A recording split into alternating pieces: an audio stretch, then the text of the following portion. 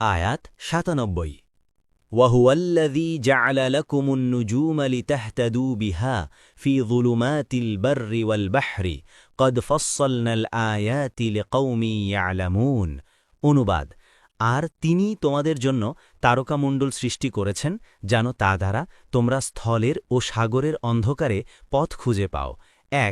অবশ্যই আমরা জ্ঞানী সম্প্রদায়ের জন্য আয়াতসমূহ বিশদভাবে বিবৃত করেছি।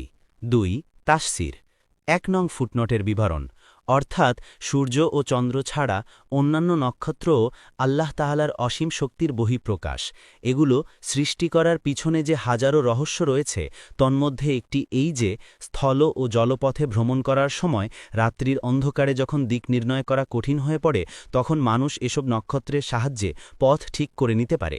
মুয়াস্সার অভিজ্ঞতা সাক্ষ্য দেয় যে আজ বৈজ্ঞানিক কলকবজার যুগেও মানুষ নক্ষত্রপুঞ্জের পথ প্রদর্শনের প্রতি অমুখাপেক্ষী নয়। এ আয়াতেও মানুষকে হুঁশিয়ার করা হয়েছে যে এসব নক্ষত্রও কোনো একজন নির্মাতা ও নিয়ন্ত্রকের নিয়ন্ত্রণাধীন বিচরণ করছে। এরা স্বীয় অস্তিত্ব, স্থায়িত্ব ও কর্মে স্বয়ংসম্পূর্ণ নয়। যারা শুধু এদের প্রতি দৃষ্টি নিবদ্ধ করে বসে আছে এবং নির্মাতার প্রতি দৃষ্টিপাত করে না তারা অত্যন্ত সংকীর্ণ মনা এবং আত্মপ্রতারিত। ২ আমি শক্তির প্রমাণাদি বিস্তারিতভাবে বর্ণনা করে দিয়েছি বিজ্ঞজনদের জন্য। এতে ইঙ্গিত করা হয়েছে যে যারা এসব সুস্পষ্ট নিদর্শন দেখেও আল্লাহকে চিনে না তারা বেখবর ও অচেতন। কোনো নিদর্শনই তাদের কাজে লাগে না। নবীদের বর্ণনাও তাদের কোনো সন্দেহ দূর করতে পারে না। তাদের কাছে এসব বর্ণনা যত স্পষ্ট ও বিস্তারিতভাবেই আসুক না কেন তারা এর দ্বারা উপকৃত হতে পারে না।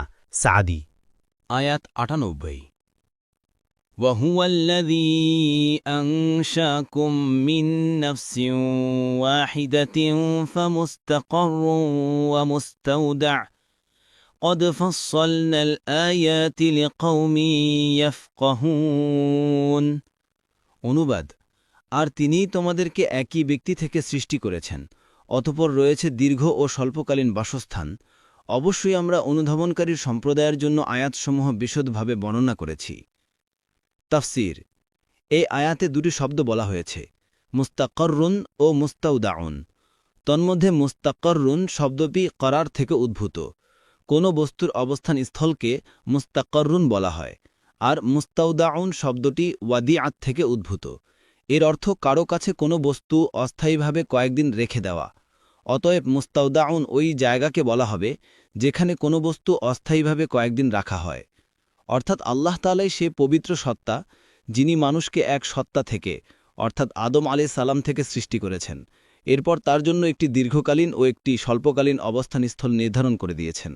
কুরআনুল কারীমের ভাষায় এরূপ হলেও এর ব্যাখ্যায় বহুবিধ সম্ভাবনা রয়েছে। এ কারণে এ সম্পর্কে মুফাসসিরগণের বিভিন্ন উক্তি রয়েছে। কেউ বলেছেন মুস্তাউদাউন ও মুস্তাকররুন যথাক্রমে মাতৃগর্ভ ও দুনিয়া, আবার কেউ বলেছেন কবর ও আখেরাত, আবার কেউ বলেছেন মায়ের পেট হচ্ছে মুস্তাকররুন আর পিতার পিঠ হচ্ছে মুস্তাউদাউন। এছাড়াও আরও বিভিন্ন উক্তি আছে এবং কোরআনের ভাষায় সবগুলোরই অবকাশ রয়েছে। কেউ কেউ বলেছেন মুস্তাকররুন হচ্ছে জান্নাত ও জাহান্নাম, আর মানুষের জন্ম থেকে শুরু করে আখিরাত পর্যন্ত সবগুলো স্তরই, তা মাতৃগর্ভই হোক কিংবা পৃথিবীতে বসবাসের জায়গাই হোক কিংবা কবর বা বর্জখী হোক, সবগুলোই হচ্ছে মুস্তাউদাউন অর্থাৎ সাময়িক অবস্থানস্থল। কুরআনুল কারীমের এক আয়াত দ্বারাও এই উক্তির অগ্রগণ্যতা বোঝা যায়, যেখানে বলা হয়েছে লাতারকাবুন্না তবাকান আন তবাক, অর্থাৎ তোমরা সর্বদা এক স্তর থেকে অন্য স্তরে আরোহণ করতে থাকবে। সূরা ইনশিকাক ১৯-২০। এর সারমর্ম এই যে আখিরাতের পূর্বে মানুষ সমগ্র জীবনে একজন মুসাফির সদৃশ। বাহ্যিক স্থিরতা ও অবস্থিতির সময়ও প্রকৃতপক্ষে সে জীবন সফরের বিভিন্ন মঞ্জিল অতিক্রম করতে থাকে।